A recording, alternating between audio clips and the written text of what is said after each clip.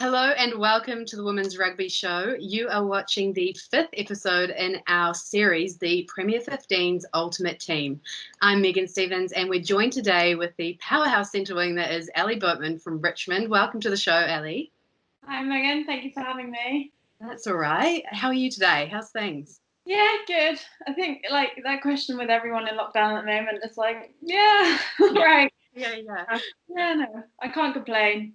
Yeah, it's kind of at that point where you're like, yep, same. Same week, yeah. Yeah. So I have got a burning question, pressing item. I've been tipped off that you recently got a puppy. Can we get a visual, or how is the puppy doing, and what is their name? How are they going? How are you going? Yeah, I have got a puppy. She's been with me for about 5 weeks. She's called Willow. Oh, Yeah, I would show you, but she's asleep at the moment, unfortunately. But yeah, super cute, but takes up all my time. So I don't know what I've done in the last 5 weeks. yeah. I mean, great thing to be taking up all your time. Yeah, exactly. I did see a video you put up on your Instagram of, I think it was after the Null and Void announcement, kind of montage of all these great plays you've had, saying like you don't want to think it's for nothing. So what would be your top 2 bits or learnings that you've taken away from the season? I think it was a tough season for Richmond. Yeah. But to be honest, I think it was quite an important season for me personally. I grew a lot as a player. I had a lot of opportunity to play and a lot more game time at Richmond. So I think just the amount of game time I had was huge for me, and just growing as a player. I think, yeah, like I said, it was a tough season, so we learned a lot this season. But there was a few highlights. I think we had a game where we won against Worcester and we played quite well, and that was some highs, and there were some extreme lows, like the start of the season against Harlequins. So yeah, it's been a bit of a roller coaster, but I have enjoyed it. Yeah. Good perspective. So you were nominated for this by Laura Capo, episode 4, and Laura has said that you bring a freshness to the back line and some new ideas, new ways of thinking. So I'm wondering, just on that, what you think you bring to the team or to your game in terms of that. Oh, Capo is very kind. No, I don't know. I think it's hard. Like, you don't want to big yourself too much as a player, but I think I'm not afraid to kind of try new things, and I like to think my speed is quite a big part of my game, and I'm not afraid to have a go and use that. So coming to a team like Richmond, where there wasn't really too many expectations, I think I just gave it my all, and I try and keep a really positive head on. So I would try and be that voice in the changing room of, okay, we might not be the result, but we'll give it our all. And I like to think I'm quite a positive person, so I guess that's a few things I feel like I've brought this year. Yeah, great. Okay, so let's run through your ultimate team card. We've got different skills we're going to go through: pace, strength, handling, defense, kicking skill, set pieces, and stamina.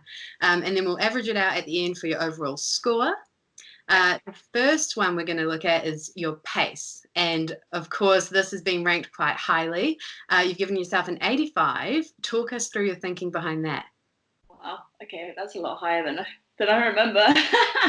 I feel like my speed has always been a strong point throughout my playing career. And I'm quite a big sevens player, so I spend quite a lot of the summer playing sevens, and obviously your speed is quite important there. So speed is always something I've worked on and try and put into the game. So that's why I put it as one of my highest skills, I guess. Yeah, great. And for anyone looking to get into that centre wing position or build pace anyway, for that matter, what would you say is the most effective way to do that? Yeah, so I think I've done a kind of a mixture of sports. I've also done quite a lot of athletics as well when I was younger, alongside rugby. And I think I saw my biggest increase in speed from strength training. I think a lot of females sort of shy away from that. So I think strength training has been huge, but also just sprint training as well. Getting a proper coach, getting someone to analyze your movements and everything is huge. So it does take work. I mean, genetically, I guess you always are fast or you're not, but you definitely. So yeah. Cool. Kind of on that, actually, the next one we're looking at is strength, which you've scored yourself a 78 on, I believe. So I'm curious to know, to compare those two, because it's slightly lower, but not dramatically. I think the reason why I put it as 78 is because I'm not the biggest player on the pitch at all. Like, I'm quite a bit lighter than some of the girls I come up against, but I think people are always surprised with my tackles and my strength, because it's something I've worked on a lot. And I have had to score tries where I've had to use my strength as well. Yeah. So it is kind of something I pride myself in, that perhaps people doubt me, but Right. you know, I have worked hard on my strength. So yeah, I feel that's cool. Yeah, so when that happens, you're kind of like, haha. So small, yeah. And okay, so next one we're looking at is handling, which you've scored yourself a 72 on, which is still a decent score. But what makes this lower for you? I think I've sort of put it lower, but higher than maybe I would have done like a year ago, because handling is something I've tried to really improve over the last year, and I have worked really hard on in my own time, because ever since I was younger, I've used my speed as my kind of main thing, and I've maybe shied away from my handling. Right. And I was actually at Saracens a few years ago, and I think it's definitely something that let me down, was my skills and my handling. So I knew that I had to go away and work on that. So it still could be better, but it's something that I have worked hard on. So kind of, 72, maybe a bit lower. Yeah. Well, if you were looking at this a few years ago, it would be a different story. So that is good. Good news story. For defence, we've got an 83, which is a nice high one again. Why is defence important to you, and what made you score this one high as well? As mentioned, sort of with the strength, I pride myself in my tackling, because again, I think a lot of people don't expect it, but it is something I'd say that I get complimented on in my game from coaches and other people watching. They say we don't necessarily expect that from you, but we had this thing at Richmond actually each week on our video analysis guy, and he put together like a big hitters video. And if I wasn't in that every week, I'd be really annoyed with myself. Right. Yeah. That's like the aim. But I think I've been playing since I was 4 years old, and like tackling technique was just drilled into you from such a young age. So I think that, combined with, strength training and things, defense has become a stronger part of my game. So cool. Yeah, great. So moving on to the next one, we've got kicking, which is scored at a 60. Do you feel this is important to your game? I feel like it could be important. I think women's rugby is growing so much where kicking is now becoming an important part of the game, and it never used to be. So I never ever used to kick, and I just wouldn't do it. Whereas now it's like everyone's kicking a lot more, so it needs to be a part that's stronger for me. Right. So I recognise it's not my best part, and I'm actually left-footed, and you could probably say that I probably do have 2 left feet. So it's something I've got to work on more. But I'm not the worst kicker in the world. I just just don't really do it. We're not looking at a 30 or a 40. But and I guess if you were saying, your training has been heavily around like defense, tackling, strength, then, this would be something that comes now, I guess. Yeah. So the next one we're looking at is skill, including vision and footwork. You've scored yourself a 74. Would you say this skill is fine, sitting like mid-range of all your other skills for the position you're in? Yeah, so say like footwork is something, again, that I have tried quite hard on, but I'd say I have a stronger side. So I think to make it higher, a lot of people would say you need to be equally as good on both feet. I think vision is something that has massively improved me, and I think that comes with game experience, and where I'm still quite, I'd say, fairly new to the Premiership. I feel like that's a work on. So yeah, 70s, I'd say. Something to work on, definitely. I mean, you're very humble. And now set pieces, we've got you scored at 76. How often do you practice set pieces? Well, at training it was every week. Obviously now I have not done a set piece in quite a few months, so that might be different when we go back to training.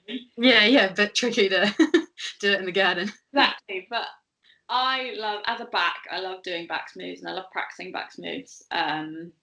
Maybe not full team run throughs I always enjoy, but Oh, right. yeah, I do enjoy doing backs moves, and I think that comes with playing sevens as well. You do have a lot of different moves that you practice. So I think after playing sevens for quite a few years, that's come from there really. Yeah.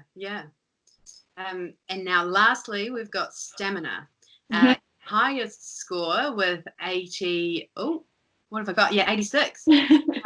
So what's your thinking behind this score? I think I've just looked back at clips and kind of reflected on this year. And for me, I am someone who really enjoys training.